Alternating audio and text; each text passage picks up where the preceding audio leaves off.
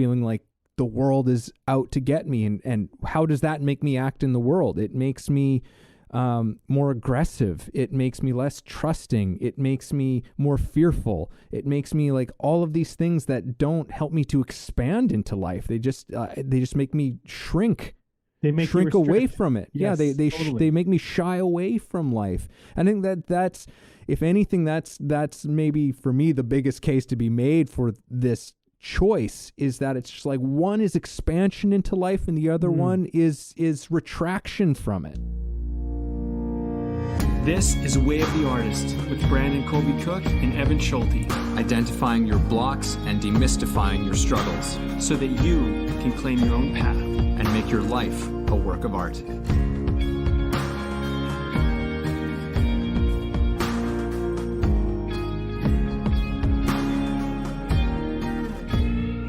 Man, we got an epic title for this one. An epic title, a big one. It sounds monstrous. Taking on our worst enemy. And I'm excited to see where this one goes. I mean, we as Brandon and I often do before we start recording, is we oftentimes have a nice little chat beforehand, and we kind of just tease and coax something out into the ether, based on stuff that's been, maybe going on in our lives, or something that we've been thinking about, reading about, something that is significant to us. And so it's the same situation with what we've got in store for this one, I think. Although I would say in many ways, this podcast and the topics that we take on, the themes and whatever that we get into, are in many ways a reflection of this title. I think that a lot of our episodes are kind of about like, hey, how do we understand these things? I mean, our whole intro here is, like what do we say in our intro? I don't even remember. It's been such a long time. Such a long time since I've like really listened to our intro, but I know it's like, oh man, this guy doesn't even know what's said in their intro. But it's like we're demystifying the struggles. There it is. I knew it would show. I was demystifying our struggles and things like that. And so in many ways, it's like, yeah, it's like these enemies. And as we're going into this one, we're looking at really like those enemies that are obviously those ones that we carry with us wherever we go. We talk a lot about the stories that we tell ourselves, and that's definitely, I think, a big part of this one. But I think we've got some interesting topics to foray into specifically for this one, namely some things about like responsibility, and empowering ourselves, decisions or choices, but these oftentimes very insidious little voices, and things that we have going on that are really quite destructive, and they can be quite subtle, at least in maybe we'll get into a little bit of some of my own observations in my own life. But they can be quite subtle, and require a certain level of diligence and persistence to see these things and to recognize them. And then what the hell do we even do about it once we even recognize these little invisible enemies that play on us? So I feel like I've spoken enough to start this one. For myself, Brandon, how would you like to open comments? Yeah, well, there's a lot of places to go with this one. So I would say know that enemy. I think, what do you think when you hear that? Know your enemy. Like, and when you think of that, know your enemy, what are you picturing in your mind? Who is the enemy? Like what's coming up for you? That's really good. Note that down. if you're listening to this podcast and you have a pen or, maybe you can just pull out your phone, just make a quick note of that. What are you picturing right now when I say know your enemy, know thy enemy? And just really do that honestly. And what I want to point out is that that's you. And that's the thing you need to see, because when you see that, you actually demystify the enemy. So the hardest enemy you could ever face is yourself, because yourself, it knows everything about you. It knows what you're going to do. It knows how to create anything that it needs to make you scared, right? So imagine you had an enemy, and what it could do is it could find out exactly what you're scared of, exactly what you're sensitive about, exactly what would push a button or trigger you, and it can give you that like instantly. It just knows and it goes boom. And this, the moment you think, oh, I can do this, it can go, there you go. That's the worst fear you have. Boom, I got you. And that's how it works with doubt. And that's how it works with projection. And that's how it works. So when you think of your enemy, you're projecting you onto your enemy. And it's you using something in you to create it, right? So it's so but think about it this way. When you know your enemy, you know yourself. And if you know it's yourself, then you can preemptively go after your enemy. Right? So the thing is we've been letting the enemy run amok. I mean, most of us let it run amok. And so when we have doubts and we have fears, we just let it kind of attack us. And we think, because it convinces us, oh, that's out there. That's not me. It's this person. It's that thing. It's this event. It's this thing that happened when I was a kid, blah, blah, blah, whatever. Yeah. Right. So, and what I'm kind of interested in this conversation, and something I've been kind of coming to light to for myself, because it's got me a few times recently. And I'm just like, oh, you. And we'll probably get you again. You little motherfucker. And I'm talking about myself. Mm-hmm. Because I'm good at it. Like, I know how to do it, right? Like, in a weird way, but it's like, wait, that's you doing that. So just like where's that all coming from? And what is that thing? And so it's like a way this will show up for me, Evan, we were talking about this in the podcast. I was saying like something, I was like, if you fucking come at me, you better watch out. I was like kind of rallying myself up against what I'm trying to take on. And it's like, who's coming at you? You know what I mean? It's you coming at you. What are you doing here? You're fighting yourself. You're punching a ghost in a way, you're like, you can't get it. So it's like, who's making the world a hostile place? Is the world a hostile place, or am I making it a hostile place? And so then I need to look at that. And let me just share one thing just to hammer this point home, because I heard this the other day and I thought it was very poignant actually for what we're talking about. So someone was saying, listen, if you want to understand a dream, I know it sounds unrelated, but it's actually very related. They said, if you want to understand a dream, don't look at it so literally. Because what your subconscious is doing is it's going to take the most emotionally provocative thing it can if it wants you to pay attention to something, and it's going to use that to get you to pay attention to what it's telling you. So if you, for example, if someone shows up in your dream that you're emotionally charged about, don't think about it necessarily as that person. It might be, but it very well might not be. It's just that person is what's going to get you to pay attention to this thing. So when you walk away from your dream, understand your subconscious is trying to process something, and then the best way it can bring it to your consciousness is to give you an emotional provocation. Like, that's the way it's going to do it. So when we perceive enemy, we can use the most provocative thing inside of us to make us resistant, to make us doubt, to make us fear, right? Like, so if our subconscious is not healed, it will project fear out onto people and situations and things to make us not go there, because it's unhealed inside of us. So the trick is you got to heal it inside of you so that these things out here are not getting that thing projected onto them, and then you're scared of person, scared of things, scared of event, etc. Yeah. Oh man, that's a whole can of stuff right there.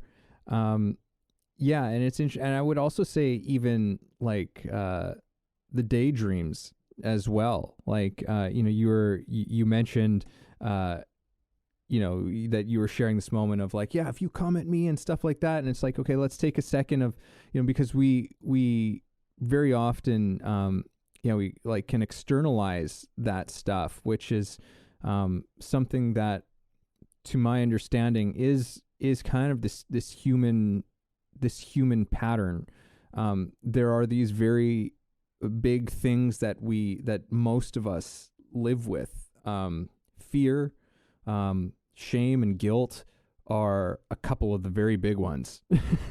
Right? I would say they're kind of like almost the holy trinity of like some of the most destructive voices, emotions that we live with. And what a lot of us do on, somewhat unconsciously, is in order to deal with that, it's, as you said, we project it outwards. We have to, because it's such an awful thing to live with, that it's kind of like, I guess to a certain extent, it's like releasing the pressure valve to a certain degree, where it's just like, blah, blah, blah, get this off of me for a little bit. But the thing is then the tap closes back up and that pressure just starts building up again. And then you're not really dealing with the fundamental thing.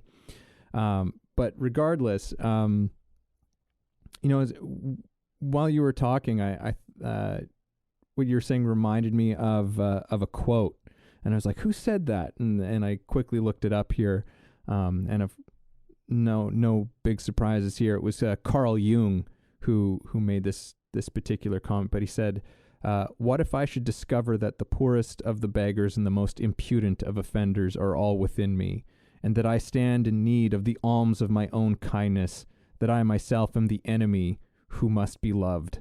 What then? It's one of his, it's definitely one of his, like, that one gets circulated quite a bit, of good one, man. Some of the things that he said. Yeah. Yeah. We should do, we haven't done a, artist wisdom series where we've opened up a quote. So, we won't do that today, I don't think, but we should do that with a guest one day. Like someone who's already been on, they should come on and do an artist wisdom series with us, and we can get a third take on a lot of wisdom. Yeah, that sounds, I like that idea a lot.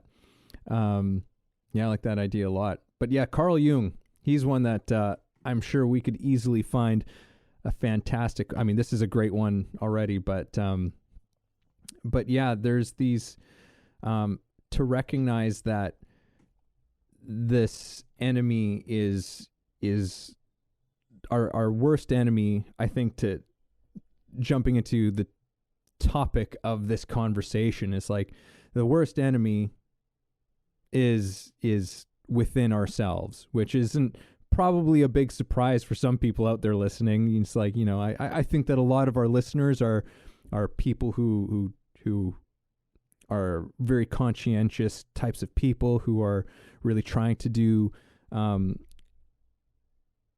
to be very self-reflective and aware.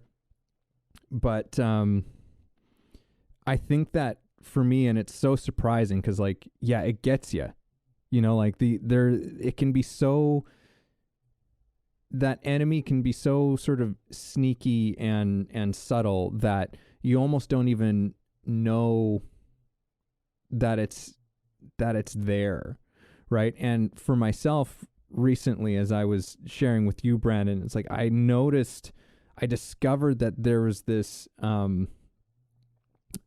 very victim-y, poor me voice that that I had, that's quite has a nice little operation going. Like flying under the radar, like it's not coming up against any competition, but it's doing good business, right? It's making a good business for itself. And I suddenly became aware that this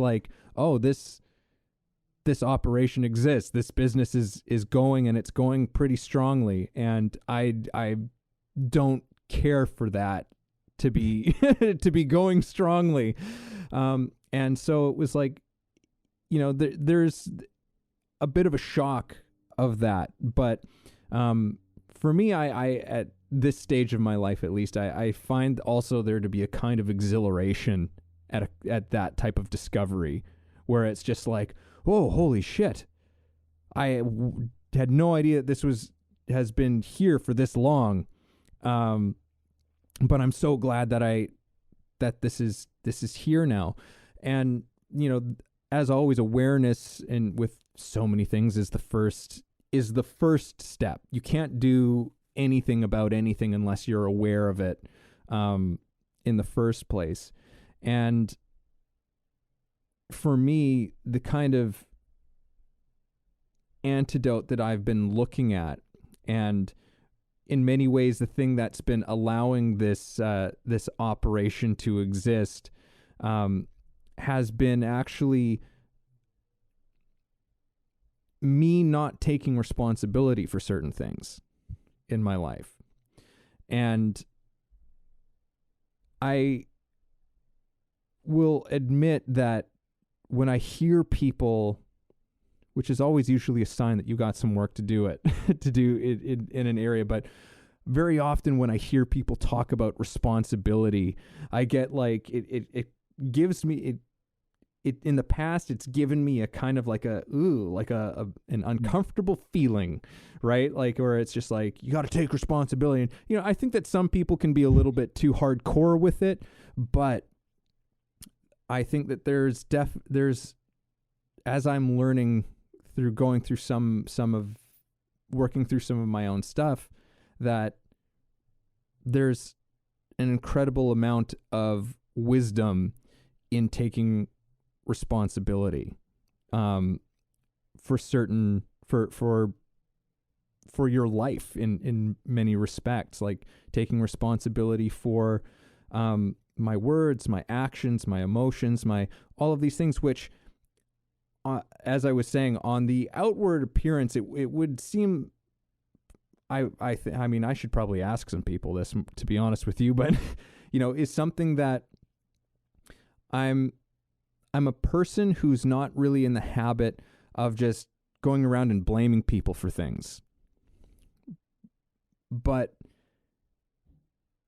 I'll walk away from people and I'll be blaming them, but I'm just not saying it to them, and I'm not like speaking it out loud, but it's running inside of me, right? And this sort of shirking responsibility for certain things in my life,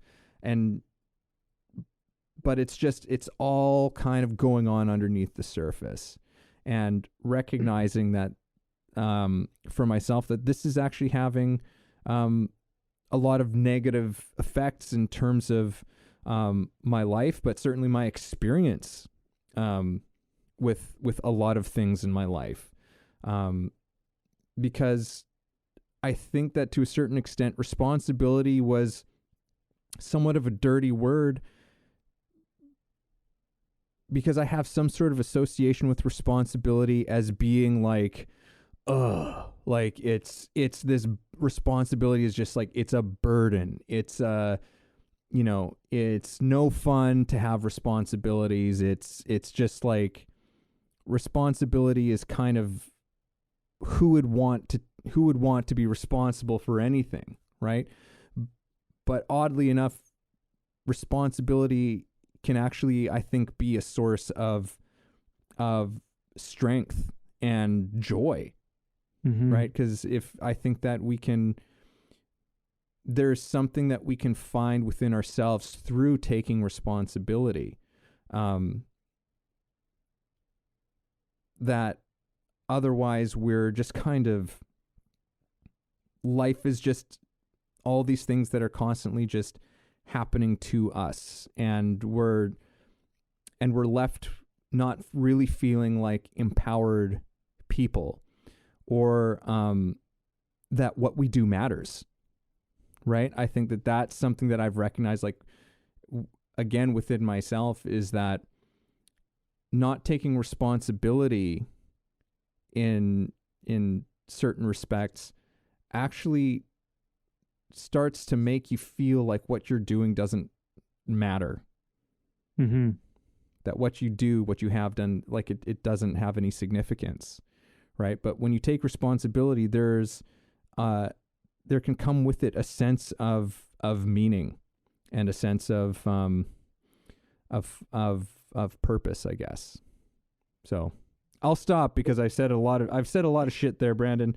So, and you've been a very nice, just diligent listener there on the other end. A lot of good stuff, man. Definitely a lot of good stuff. Yeah, I mean, I think in this time, it's more important than ever to get that message out there that taking responsibility is actually a good thing for you, and being a victim is not a good thing. And like, listen, like, for the people out there who, maybe you just fucking, I don't know, maybe you just need a big brother or a best friend or, a father, a good uncle, whatever the fuck it is, like someone to just kind of be there. Hey, like, lean on me. Listen, I'm going to tell you this. I'm going to tell you this is your best fucking friend. I honestly mean that. Don't play the fucking victim. If you can avoid it, do not do it. And do not follow leaders who play victim. Worst thing you'll ever do to your fucking self ever. Do not follow victim leaders. They're going to destroy you. They will destroy you. And you know what they do is it's like they're like the wicked fucking witch, man. They'll give you the candy. They'll give you all the good feelings. Oh, you can be the victim. Life's so hard. You get to take a break. You get to take it easy. You don't have to do the hard thing. Life's tough. Things were not fair for you. Fuck those people. Get rid of those people in your life. Just fucking axe them or fucking call them out and say, hey, where do we do something about this shit? How do we take charge here? How do we fucking make this something? Because you know what? I'll tell you something I've learned. I've had my challenges in life, but everybody has had their challenges in life. And it's all relative. It doesn't, like, my challenges are not more than your challenges. They're relative to my life, just like yours are relative to your life. And you can sit around all day thinking about how fucking hard life is and how unfair it is and how this shit happened to you and that person did this. It's destroying you. And I'm telling you this because if this was something I could have just learned as early as fucking possible, it would have helped me out so much more. And all that blame and all that victimhood, it's just destroying you. And the reason why it's so fucking seductive is it gives you something immediately. It gives you some kind of out. It gives you some kind of good thing in the very, very short term. And so, but you don't see the cost that it has down the road. And it has a huge fucking cost. And it's a big fucking debt that gets very difficult to pay back the more you fucking buy into it. So the sooner you can stop playing victim and the sooner you can start just saying, like, I'm a fucking champion. I rose above this shit. I don't let this stuff define me. And in fact, if it does define me in any way, I use it to make me better. I use it to make me smarter.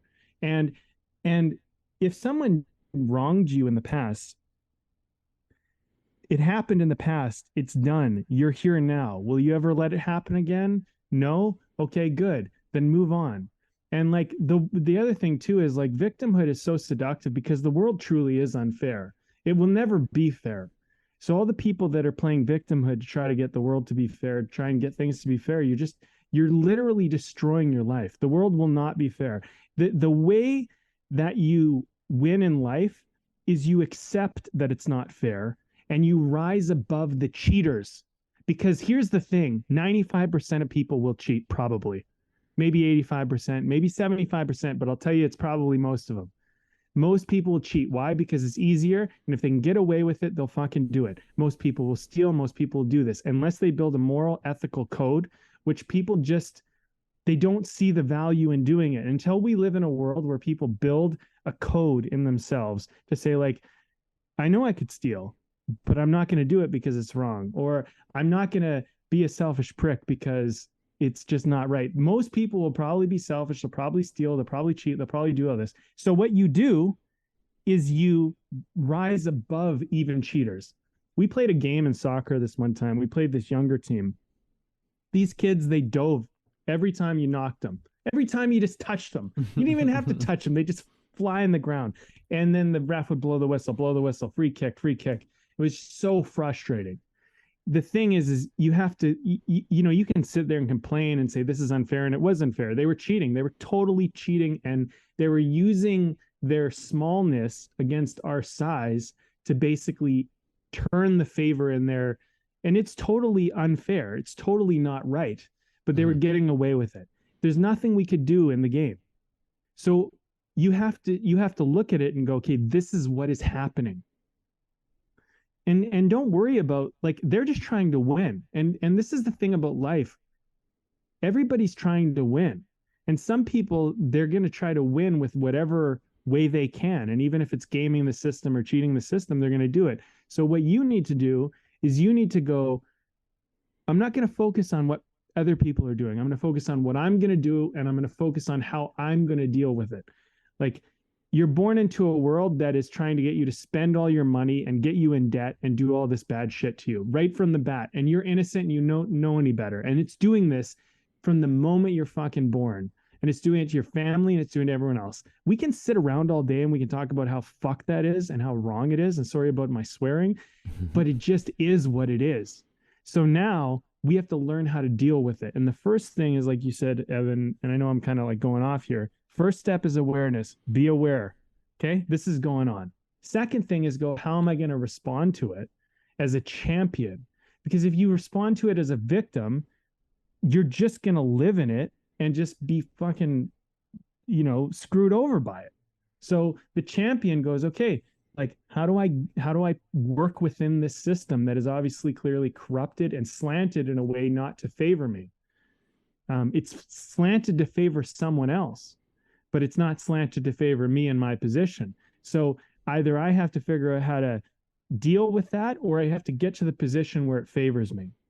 Right. And it's just like, I mean, it's not I know this is kind of like a crass way of kind of saying all this, but it's like, look, for whatever fucking reason, we're born into this life as human beings to live in this world with these people in this culture under these systems. And this is where we fucking landed.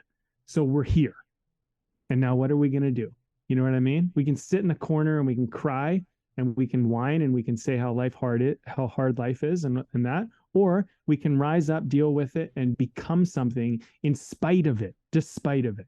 We can do it instead of it. And I think the thing is like all those things inside of us, like this world is unfair. Yeah. And you can look at that as the enemy, but it's like, it only really becomes a problem by the way you look at it. Because if you can't change it, I'm not saying join it, but I'm saying deal with it. Like don't complain that you have gravity, for example. You just stuck to the ground. Okay. So deal with it. You know what I mean? Like, yeah, you want to fly. Okay. That'd be fucking great. Right. But like, we're stuck to the ground. So we have to deal with it. And we can fly, but we have to deal with the fact that gravity exists to do it. We can't deny that it's there. It just is what it is. And maybe there's benefits. The other thing is, one last thing I'll say about this is maybe there's benefits to being in a corrupt or, say, cheating, selfish society, right? And I'm not trying to say from a jaded point of view. I'm just saying maybe there's benefits for your personal growth and advancement as a human being to be in a world that's actually challenging. Maybe that resistance is actually what will make you great in this world. And maybe if we didn't have that shit in the way, we wouldn't have the chance to rise above something, which is really what this is all about. Maybe, who knows, right? Yeah. So I'm going off on a bit of a tangent here, but I'm like, yeah, like, I think at the end of the day, it's like, don't follow victim leaders. Don't be a victim yourself. Try to be a champion. And yeah, and it's going to be hard, and find people you can lean on, that can help you through it and be like, encourage you and inspire you and push you to face your fears and your doubts, which might just be inside yourself, and do that, because like, if you're given into victimhood and all that, I mean, it's just hurting you. It's just enabling your own internal enemy. Yeah, it definitely doesn't do anything. It definitely doesn't do anything for you. I mean, there's so many things that I'm like, that in which you said there, that I'm like, oh man, we could easily get into the weeds with some of the stuff, because there's so many components, I feel, to what you said that, so I'm going to try and do my best to address some of this, because I'm going to push back on one thing here, because it's like I actually feel like people, like, yes, put in certain situations, very often you'll see, people might do something questionable to gain an advantage in some regard. But, to a certain extent, you look at how well some things actually function in our society. Most people don't steal. Because if everybody was stealing all the time, Yeah. it would just nobody would be able to open up a store. It's so I think that there is something that we recognize in some regards that, but I think that. Hold on, Evan. Yeah. We got to talk about this. Okay. Let's just talk about this. Okay, look.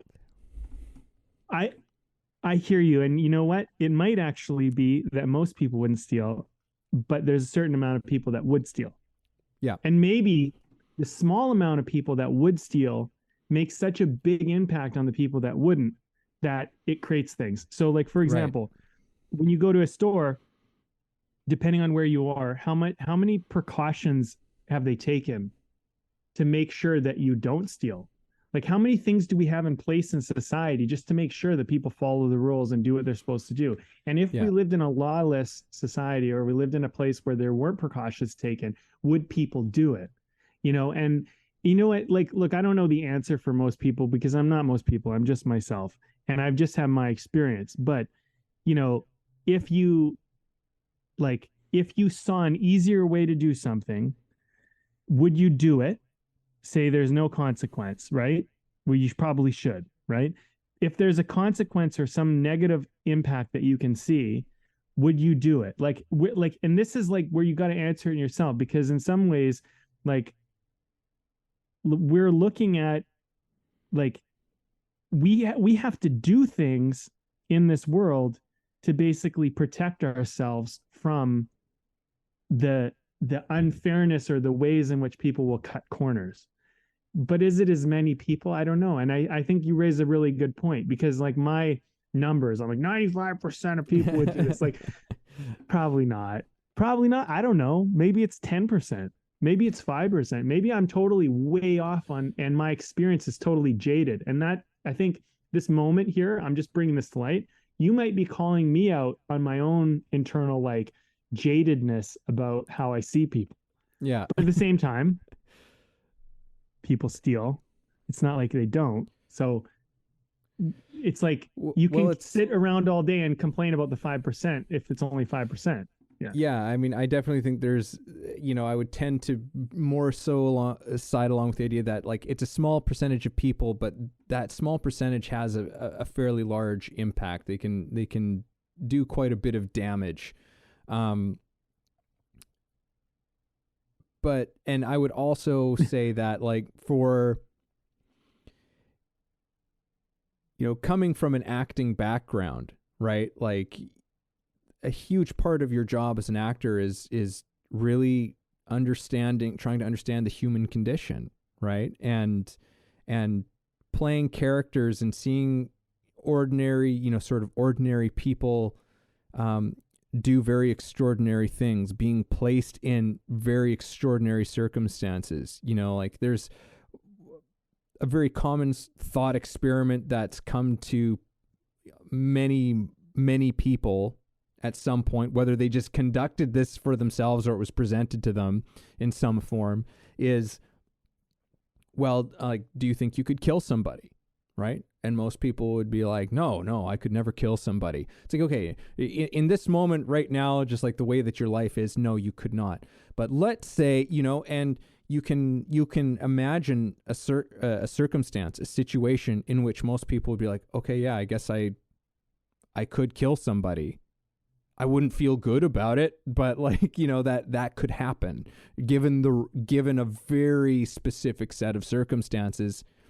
Yeah, it enters into the realm of possibilities. So yeah, I mean, you could say 95% of all people would steal given a certain situation, right? A certain circumstance, and you could probably create that number. But in general, when things are kind of going okay in our world, most people aren't stealing. but yeah, I just want to take a look at that for a quick second. And one of the other things that you brought up is like, it's a very big subject, and I don't know if this particular conversation is the one to really get into it, because for me it has to do with these ideas that we have of who we're supposed to be, what we're supposed to have, our status and wealth and all of these kinds of things. Like, I think that our ideas around that are part of what creates a lot of the problems that we're talking about, like Agreed. in terms of, taking on our worst enemy. And sometimes that worst enemy is, these insane expectations of who we're supposed to be in our culture and society. And I think a lot of people just kind of have ideas of, we pursue things in a way that, well, money and fame or whatever it is going to create a fulfilled life. And so a lot of our efforts are geared towards this a pursuit that's just riddled with traps and empty promises, right? So that's a whole thing there. But I want to get to, there is still in all of this, because that's a whole thing that every human being has to take on as well. Like, what is it that I really actually truly want in life, right? That's a huge question.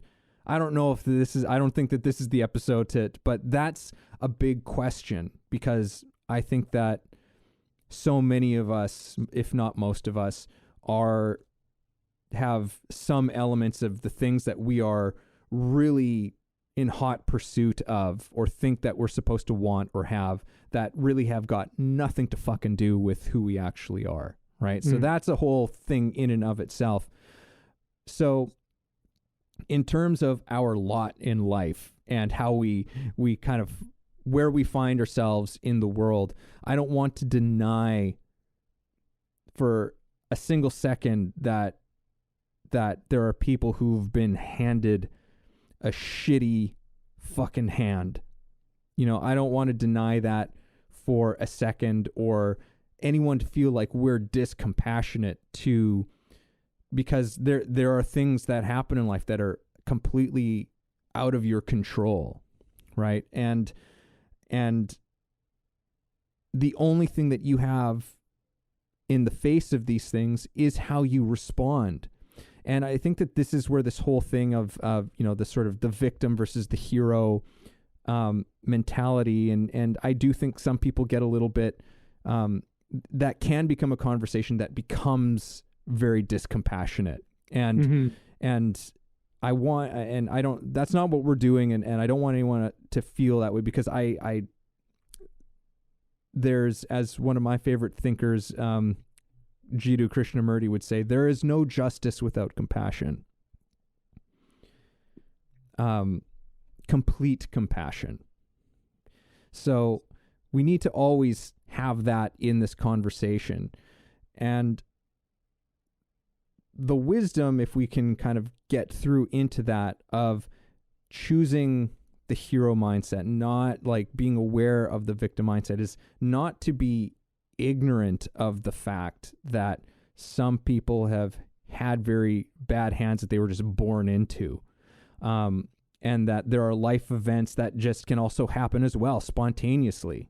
Things can be going absolutely wonderful and whatever, and then boom, suddenly something earth-shattering happens. You lose your partner or something in some kind of a tragedy. That's something that you didn't do. You're not responsible for, but it happened, and it can fucking break you. Like, it can just shatter you as a human being. And that's a difficult thing to find your way back from. However, even in the midst of all of these insane situations that can happen, there still remains a choice in which we have to, in some ways, make that conscious decision where it is easy to be victim to it, but to choose to be the hero of your story is the one that's going to actually give you an opportunity for fulfillment and joy and things to happen in your life. To say, okay, I've been handed this stuff, not being like just pretending like that doesn't exist, being aware of it, but then saying like, okay, how can I play this hand the best that I can, right? And I think this has a lot to do with, a conversation that we had a few weeks back, in terms of creating real self-confidence, right? Mm-hmm. And for me, which is like, how do we respond, right? How do we respond to the things that happen? Are we responding to it as a victim, blaming somebody else, right? Or are we taking responsibility for how we are reacting, how we are responding, right?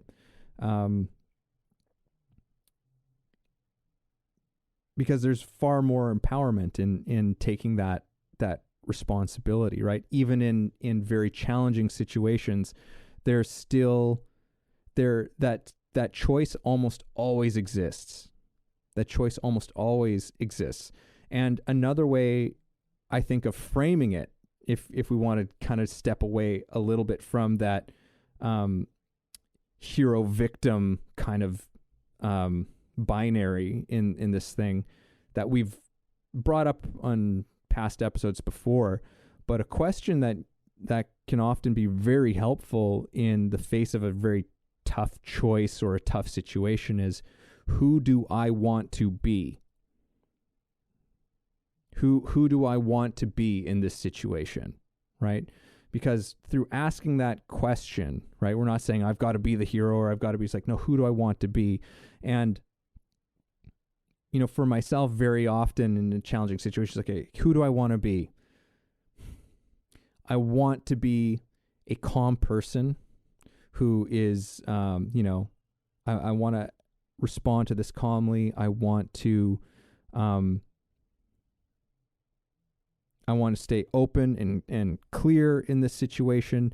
I don't want to react with anger and whatever. Like, I can get a sense of, oh yeah, I kind of actually understand the person that I want to be in this situation, right? It kind of just sort of becomes very clear, even when I'm not. It's because typically I have to ask that question when I'm having just a reaction to something, right? Like I've gotten upset or fearful or anxious or, in some way about the situation. It's like, okay, who do I want to be? And that, and a friend of mine once said, the difference between a reaction and a response is a miracle.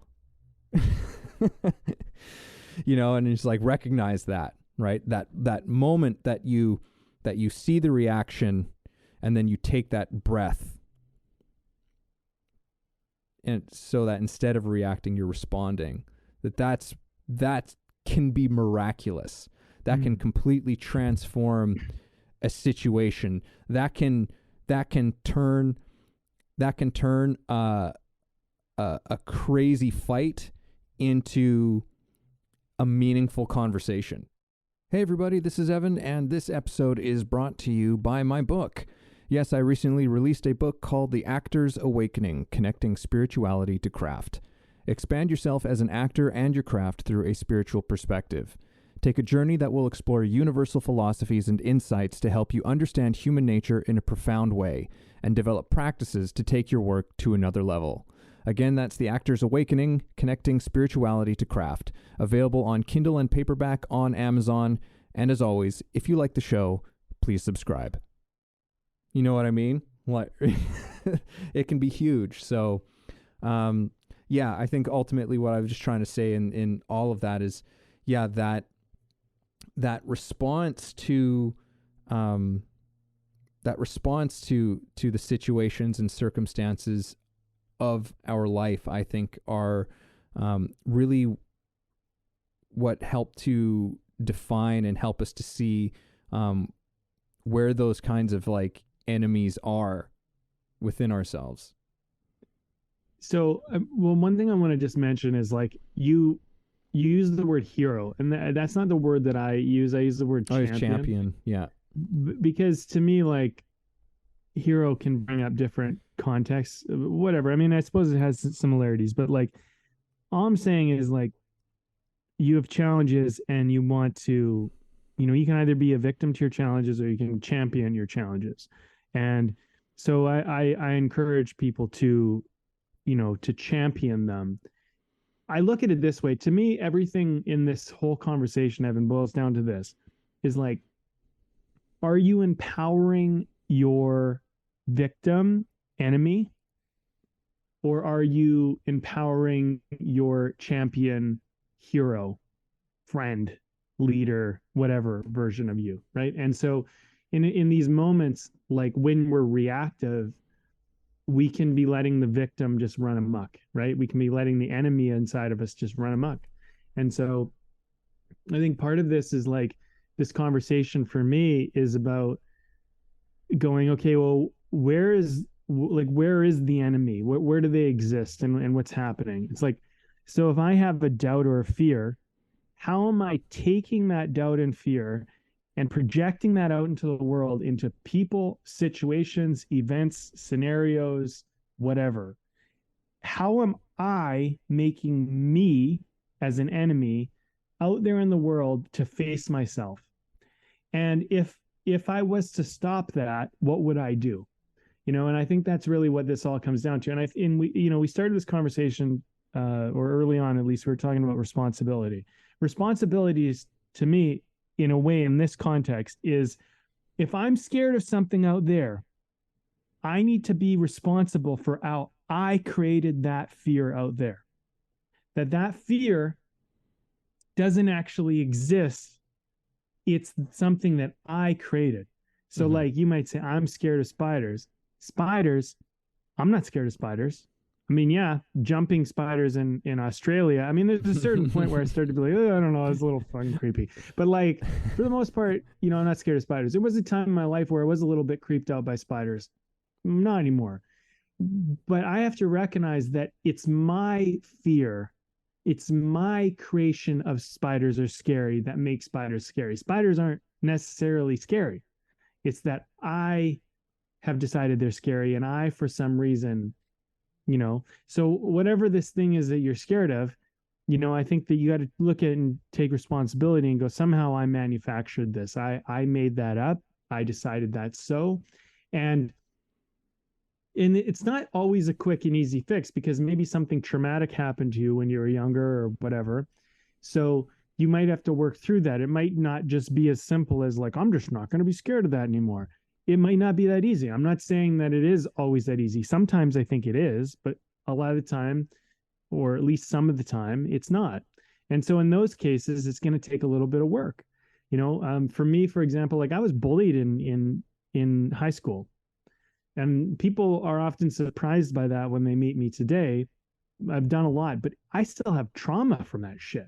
There's still like my view of people and my view of just being targeted is greatly influenced by these moments that occurred in my life, because, I felt targeted and I felt teamed up on, and I felt like all of that stuff. So some of these things, when it comes to people, I have these reservations, I suppose, that come up because of events that happened as a kid. And it's taken me most of my life to work through a lot of that. And I'm not even going to say that I'm fully worked through it, but I do have to acknowledge that when I'm scared of people or groups or situations, I have to remember that this is my internalization of that. And it's funny because I have a bit of I tend to, I don't want to get too personal here, but I mean, maybe someone can relate, but I have a tendency when I'm meeting new people to have my guard up a little bit because of these. And I think probably partly, maybe not entirely, but partly because of some of these experiences that happened in high school. So I need to recognize that there might be a part of me where that serves me, and there might be a part of me where that actually holds me back. Mm-hmm. And try to navigate that, because like honestly, if I'm just straight, I'm like, it sucks. I wish that I didn't have resistance to anybody. I wish I could just be open and just see everybody as like, in a way I want that. But in some ways, maybe there's some good in this. Maybe it protects me a little bit. Maybe it makes me a little bit smarter. Maybe it makes me pay attention to things that not everybody would pay attention to. Mm-hmm. So, I need to take the good out of that and then try to get rid of the stuff that's like negative and holding me back and making me feel afraid of the world. Right. And we have this in like an infinite number of ways and all sorts of variations, all of us. And so, if I'm not going to be a victim to being bullied in high school today as an adult, I have to find ways to identify it, become aware of it, and then, transcend that shit, because, another thing too is, and while I'm just on the topic, I think this is something that's worth mentioning. A lot of people say bullying is bad. And listen, as somebody who was bullied, it isn't all bad. Actually, there's a lot of good that your bullies do for you. They fucking toughen you up. They actually make you better in so many ways. And so something that I've learned to do is actually be grateful for the bullying that I had and not look at it as this like 100% bad, evil thing or something. But like some of the guys that bullied me, they made me way fucking better. And in some ways, I need to be thankful of that. And so if somebody here in my adulthood is being tough on me and I perceive that as bullying, it might be good for me to reframe it and go like, how is this person maybe helping me to be stronger and helping me? Like maybe they're holding me accountable and I just think of it as bullying. You know what I mean? Mm-hmm. You know what I mean? There's stuff like reframing and rewriting the narrative in a champion way as opposed to in a victim way. Oh, everybody's against me. Nobody likes me. That's victim shit. Yeah. This person might be saying like, hey, like you're being a wimp, like toughen up a little. And that might be good for me. And they might actually be helping me because, in some cases in this world, you need to be tough, and being too soft and too weak and too sensitive is just not conducive to success in that area of your life. So, so like, this is what I'm saying. Like, don't look at it as all bad. It's a gray area, and there's good to be pulled from everything. And there's definitely not so good, but like work through that, right? Like, don't just live in the darkness. Yeah. Yeah. There's this book that I'm reading right now, and it's called From Heartbreak to Wholeness. It's really good. I'm struggling to remember the name of the author right now, but she has this one statement that I comes to mind, which is what's the message in the mess? Kind of thing, like what's the message in the mess of this situation? Like what about your life is it showing you? And I think, for me, because it's personally relevant, it's also like, okay, so what can I take responsibility for? And I've been bullied as well in high school, and and throughout, when I was younger too, but I particularly in high school really stands out as well. And and I was being bullied by people who were my friend group. Like my friend groups were all my bullies were. And eventually it felt really shitty. And then at some point, I wasn't consciously thinking like, I need to take responsibility for this. But at some point it was just like, no, like I'm I'm not like I'm not gonna deal with this anymore. I'm not gonna. So I made a different decision. Made a decision to start hanging out with different people, right? And interestingly enough, my bullying problem seemed to kind of go away. You know, it was just, you know, and there was, in terms of like what was the message in that mess, and the message was like, don't put up with these types of people if you don't have to, right? If like there was a few options, I could have stood up to them, right? You know, in a more meaningful way, which probably would have come at, you know, really at my own physical expense to a certain degree, because I was smaller than everybody. But, you know, I might have, you know, that whole logic of like, well, you know, once you fight back, you might get your ass kicked, but, you know, they might leave you alone after that. So that, I suppose that could have been an option, but for me, it wasn't really the best option, because also I was like, yeah, but these people are just kind of assholes and I don't really like them anyhow. Right. So, it taught me a lot, you know, from that circumstance. I mean, bullying sucks. Don't get me wrong. Bullying really sucks, and I don't stand for it. And if I ever see bullying, I'm one to step in. But something else in what you were saying reminded me of a quote that I remember John Cleese, the great John Cleese of Monty Python, saying, which was, those who don't take responsibility for their emotions must inevitably control the behavior of others.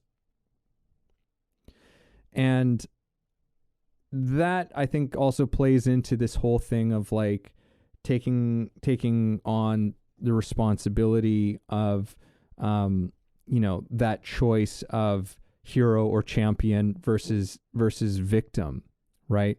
Where the hero and the champion is, I'm taking responsibility for the emotions that I feel because I understand that those are mine, right? And the other angle, like the other side of that thing though, is he's saying, like, if you don't take responsibility, then you must control the behavior of others. And what that really means is actually you become a kind of a monster. You like it leads, if you want to follow it all the way down the line to basically its most extreme end, it's tyrannical. It becomes absolute tyranny, because now you have to go around and you have to be on the alert. You have to police people's behavior all the time. You claim some sort of high ground in which you know what the right thing is for other people to do, and you don't. Like, nobody can tell another person, you know, what they should or should not do. Like you have to, usually what's said around that stuff before you go around trying to change the world and do all of these things, is like, you got to get your own house in order, right? Like, get your own house in order. Because otherwise you're coming from a state of confusion, right? Like, if you're occupying a state of just constantly being triggered and upset and angry and fearful, what exactly do you think any of your actions to improve that are going to do? You're just going to create more of the same shit that you feel, right? So that's where I think that the whole thing of taking that responsibility, and I think this is ultimately, for me, in terms of trying to like really get this down to what I think the main point of this conversation is for me, is that I am responsible for the enemy, right? That enemy that's within me, I am responsible for that thing. Nobody else is responsible for that enemy. It's me, right? Going back to the Jung quote that I shared earlier as well, right? It's just like, what if I am the enemy who's in need of the alms of my own kindness, you know, who needs So yeah, I think that's for me. I think like the big thing is, how are we taking responsibility for that part, or are we trying to pass the blame off to someone else? Yeah, there's like a trickle down effect that occurs with people too, and our actions actually cause other people's actions in many ways, and the unconscious person doesn't know any better, and so they react, and they act out in accordance to kind of how they were mistreated or treated, positively, whatever it might be before. So like, for example, um if someone bullies, there's a good chance that somehow they're bullied, because it's a trickle down effect. It's like you know it, it's kind of like that silly saying, but it's somewhat true, is like, hurt people hurt people. I mean, it's relatively, like, for the most part, it's kind of true until you identify, like, hey, like, I was hurt this way and I don't want to hurt anybody this way, so I'm not going to hurt anybody this way. And when you Choosing not see to pass someone, it along. yeah, when you see someone doing something bad, it if you hate on them, in some ways you might actually enable them more to do more of their bad behavior. You know what I mean? If you perceive it as bad, whatever it might be. And I think you know like, victims, the thing about victimhood is, like, yeah, there are times where we are victims, like we are a victim of something, and that I'm not ever going to say that that's not true, because sometimes you're wrong and you're a victim of a crime, or you're a victim of something that occurred. And for those moments in which that happened and that event, you were the role of the victim in that situation. Where I'm talking about victim, and I think this is important to clarify, is that it's the mentality and the thought process. Whereas you want to be careful about seeing yourself as a victim. Like, listen, you're a human being, and in a moment you were a victim, but you're not a victim as a whole. And sometimes people play this, I'm a victim, like I'm just a victim in life, right? And where I'm suggesting is, like, I'm not saying you weren't victimized. I'm not saying there weren't moments where you were a victim of something, but you're not the character, the role, the victim. And if you were going to take on a role, you might as well take on the champion role. Don't take on the victim role, because the champion role, at least it'll do something for you.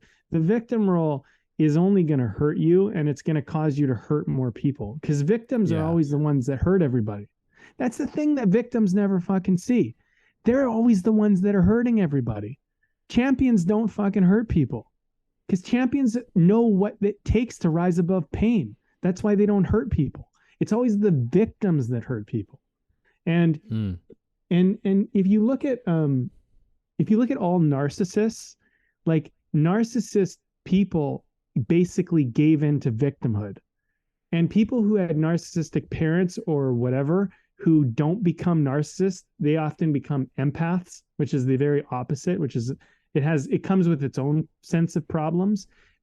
But what they and actually empaths can be victims too in their own right. So I'm not saying empaths are good, but in every sense, because they're not. There are certain ways in when empathy can become actually a hindrance in your life.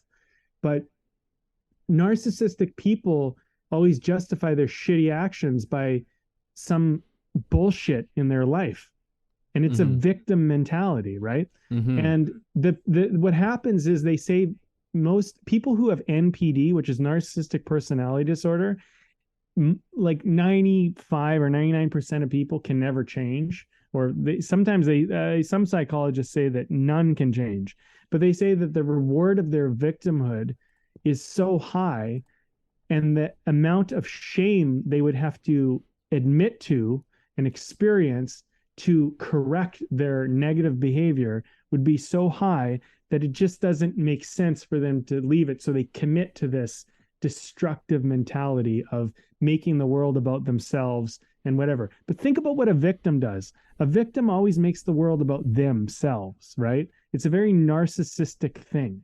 And so, victimhood is toxic in my opinion, but momentarily finding yourself as a victim and recognize that you were a victim of something is not bad. But being like, fuck, I was a victim of this. Now I'll never be a victim again. Let me do this instead is a champion mindset of victimhood. But I'm a victim. Oh, life's so hard. Everybody's against me is taking on the role of victim, which is like kind of what we're talking about here. And so like, let me just wrap this back around, because what we're talking about is this internal enemy. And the internal enemy, I think it has its position in your victimhood pursuits, right? If you want to be the victim, if you pursue the victim, if you enable the victim, you enable your enemy. You enable your own internal enemy to destroy you.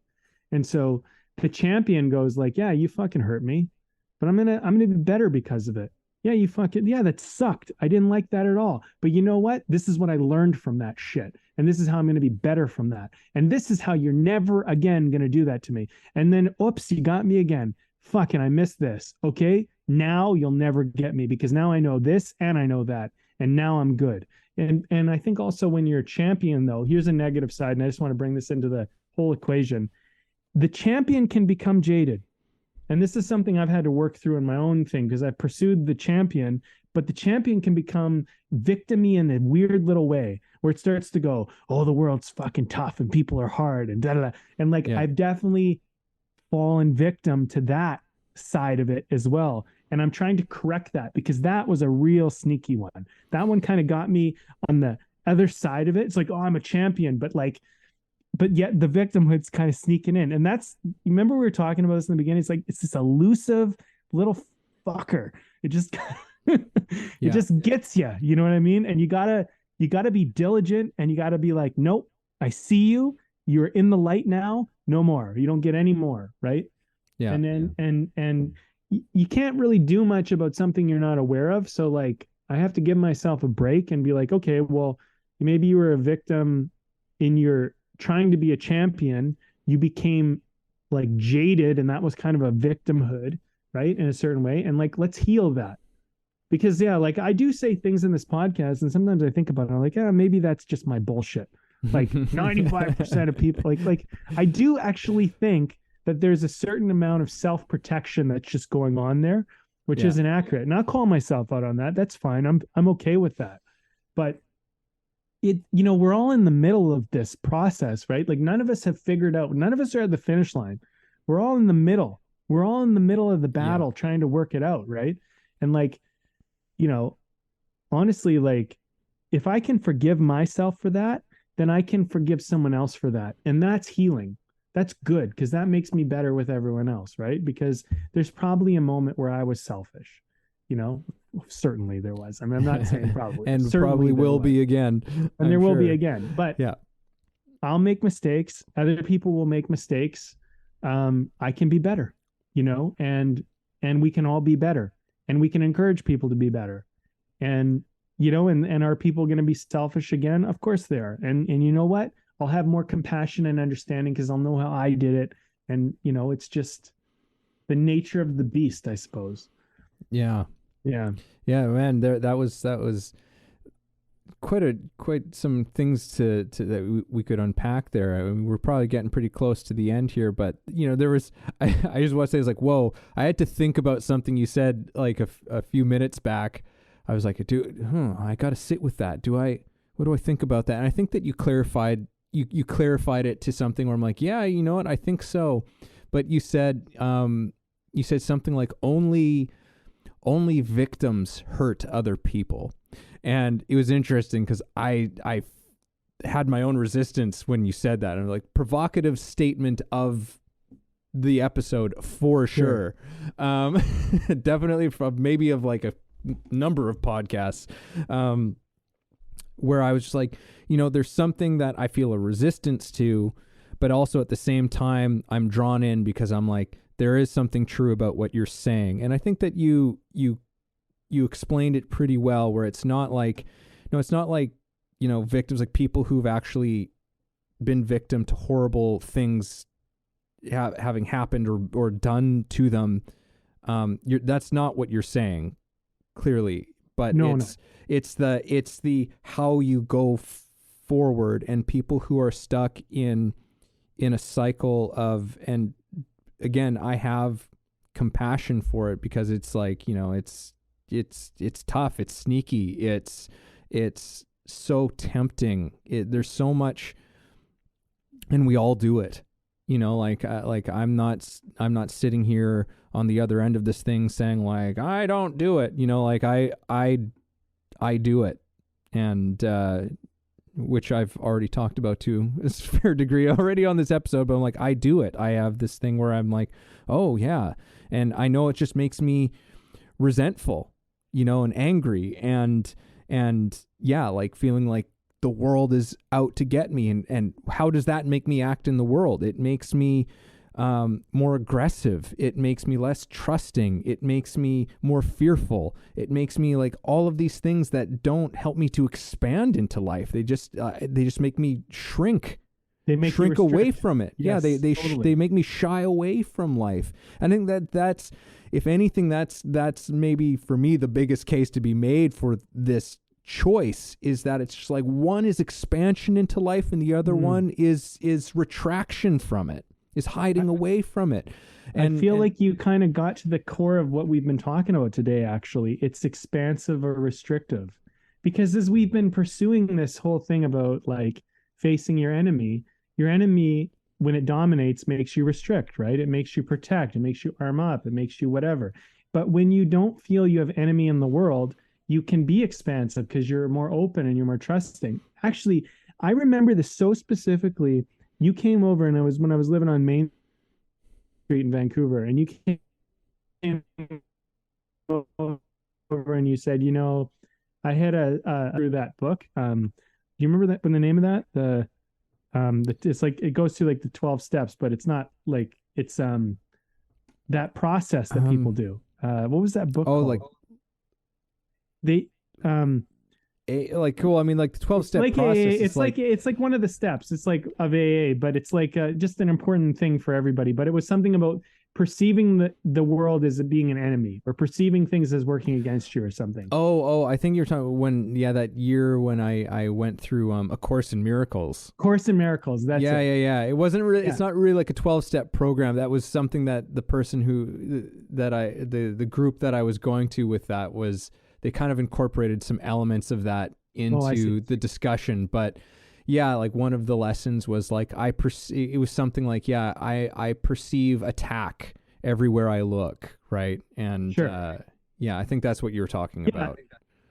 It is what I'm talking about. And so why I'm bringing this up is because when things work against us in our life, we can perceive that in a multitude of ways, right? But like one way we can perceive it is that the world's attacking me, or this person's attacking me, or whatever's attacking me. And so if I perceive I'm being attacked, I'm going to arm up, I'm going to restrict, I'm going to protect myself, right? But if I see it as like, I've had teachers reframe it, or mentors reframe this, and they say, the world's telling me to slow down.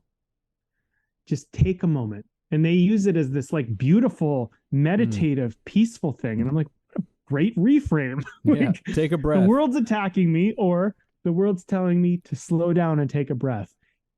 The same event interpreted two different ways. One might make you more expansive and open and present. And the other might make you more present, but it might make you restrict and arm up and protect yourself and be scared or whatever. So it's like, who created that perception though, right? Who decided, like, when you become consciously aware that you're doing this, then you can take responsibility and going, I'm perceiving the world's attacking me.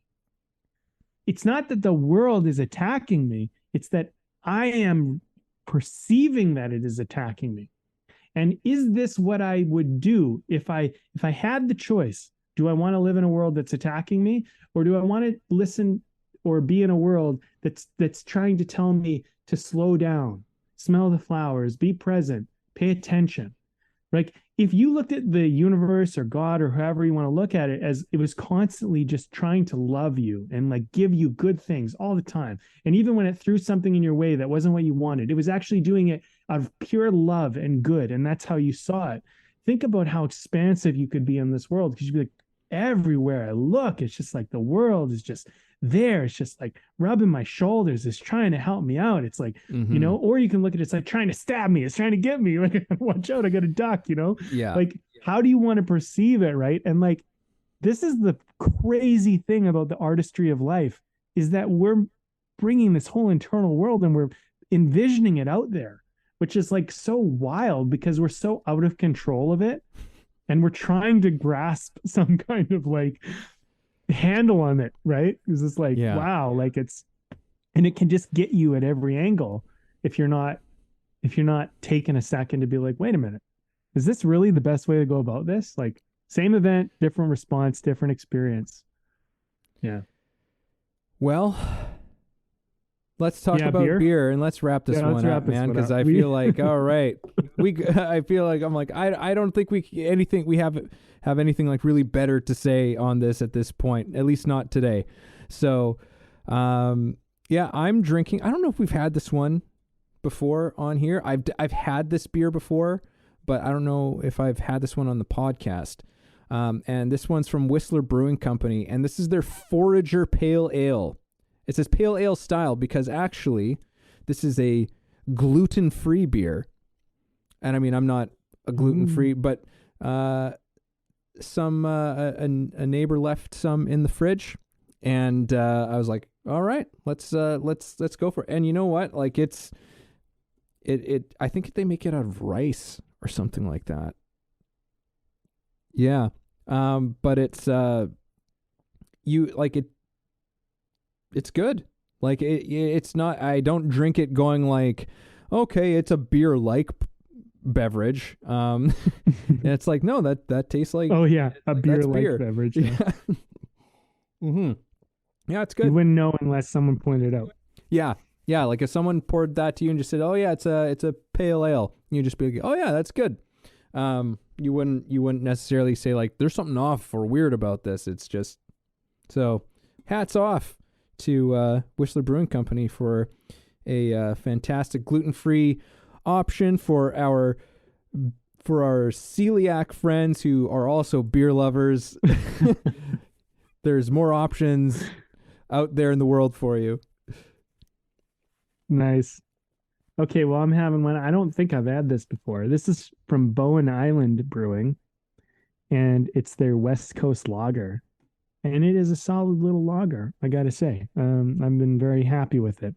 So, you know, I love those island breweries. So I tried it out. Yeah, you know, man, I think this has been a good talk. I feel like this is one of those talks that we do kind of comment on this type of stuff in all sorts of various ways throughout the show. But maybe this one, you know, even our talk leading up to this conversation, I feel like we set up something for this year, you know, between you and I and just what we're working on in our process, in each of our processes, I suppose. But it's like this whole idea of, you know, I think fear has been one of those things that you and I have worked on combating, because we know how detrimental it can be to the artist and just a creative being or anybody pursuing a vision or a dream. Fear is this sometimes elusive and sneaky little culprit to cause doubt and to cause resistance and just make us play safe and whatever. And I think we've done enough to realize that, like, yeah, shit, man, a lot of this stuff is just made up. It's not real. And so what are we going to do about that? For me, this conversation was very good at us just diving into that internal part of it, that like, how do I create, manifest, and project all of this out in the world? And where can I take responsibility over that and basically change that narrative out there so that going out into the world no longer becomes this scary, frightening thing, but more like this welcoming thing. And I'm confronted with this all the time. You know, for me, I like, I've shared on this podcast, and I think this will be my final note, Evan, is like, I've shared on this podcast, I went through a period of depression. I went through this like valley in my self-discovery, and it was transformational, but it was very difficult. And as I went through it, I I revisited who I am as a person, who I bring into my life, who my friends are, what I want to do with my life, what matters to me, everything. Like everything was up for really a debate internally. And so sometimes I kind of like, as I'm entering back into the world in my more, I'd say, positive, strong, transcended place, I carry with me some wounds that happened that brought me into that valley in the first place. And one of those wounds is that, people can be dangerous and people can be cruel and people can betray you and things like that. And I had someone reach out to me the other day and they said, "Hey, can you help me with this?" And I helped them and I said, "Is there anything else you need?" And they were like, "Oh, thanks so much." And they were like, "Oh, you know what? There's this other thing." I was like, "I don't know." I said, "Okay." And so I helped them. And then they were like, just so grateful and just like so appreciative. And we had such a warm connection. And I was thinking about it. I was like, people just need help most of the time. And if we help each other, we have such positive, great things between us. And I'm like, why am I scared of the world? I can help people. I can help people in all sorts of ways. I'm just going to focus on how I can help people. And then the world won't seem like such a scary place. And I don't know why I even think of it as a scary place sometimes. It actually baffles me. But it's like, yeah, just go out and try and help people. And you know what? Who's going to, maybe they don't want your help. That's fine. But who's going to make you wrong for saying like, hey, like if I can help you, let me know. You know what I mean? Like, what's so bad about that? And where would that even like lead you astray? And like, if someone's taking advantage of you, then just stop helping them and, move on and help someone who appreciates it. But like, at the end of the day, I have a lot of value to offer and people have a lot of value to offer. And I'm going to just focus on how I can help people and how people can help me and how we can all just value each other. And this was kind of transformative for me because previous to that, I was very much stuck in this, like, okay, you got to protect yourself. The world's a little dangerous. Da, da, da. Like I was running that narrative unconsciously mostly. But anyway, so I just want to bring that out because I feel like as we've gone through this talk, I've realized, yeah, like my own enemy has just been my lack of consciousness about how I'm projecting an enemy into the world that isn't even there, probably, but it's just me. And I'm conducting my life as though it's true. And I've realized it isn't true. And so I'm gonna aim after this podcast to just conduct my life in a way where it's an open and warm world and people need help and I can help them and they can help me and let's just do this together. And that's what I'm going to do. Amazing. It's to illustrate just how sneaky that and deceptive that sort of victim voice can be, that poor me voice can be. Is it often masks itself as a thing of like, okay, I need to protect myself, I need to defend myself. Like that feels very much like, okay, yeah, like I'm taking charge and whatever. But there's a victim mindset to that whole thing, but it really doesn't appear that way on the surface. But you start to dig under the surface and you're like, oh wait, hang on a second, where is the need to build these defenses coming from? There's a poor me story at the heart of that thing. So yeah, it's quite something. It's quite something. Yeah, I once heard the very famous sort of Sadhguru say that the journey of awakening begins with realizing it starts within you. Like it starts inside of you and with you. And I think that's, yeah, like it's another way of just communicating again, like, look, it's about taking responsibility for this, all of these unpleasant things that are going on inside of you, right? yeah, like things happen that are out of your control, but it's really, again, how do we respond to those things in the moment? Those are how we define the person that we are and defines the kind of life that we're going to have. And is it going to be, are we going to lead a life with joy and feeling empowered and creativity? And again, these are just another way of saying, are we going to choose to live our life in a way of expansiveness or one of retraction? Are we going to shrink away, or are we going to expand? And, I think in those terms, for most people, it becomes a fairly obvious decision at that point. Not that it's going to be an easy one, right? Because I know for me, I'm like, I know I'm going to have to be diligent, about a lot of this stuff, because these patterns can be very deeply ingrained, and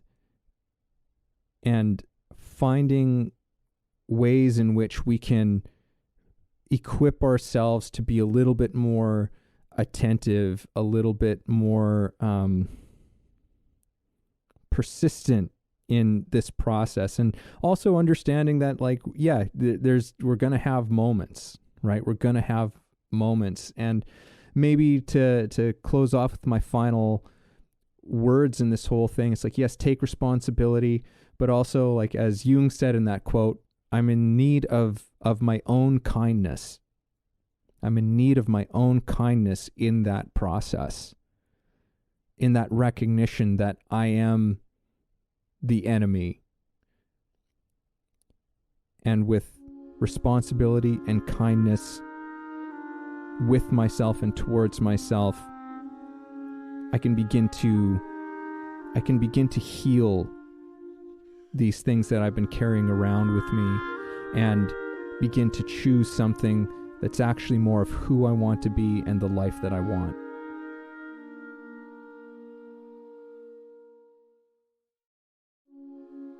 Thank you for listening in on our conversation today. We hope you found something helpful that you can carry forward with you. Head over to our website, wayoftheartist.com, for more free exclusive material and learn about the show. If you haven't already, please support us by subscribing to the show, sharing it with people you know, and keeping compassionate, creative conversation going.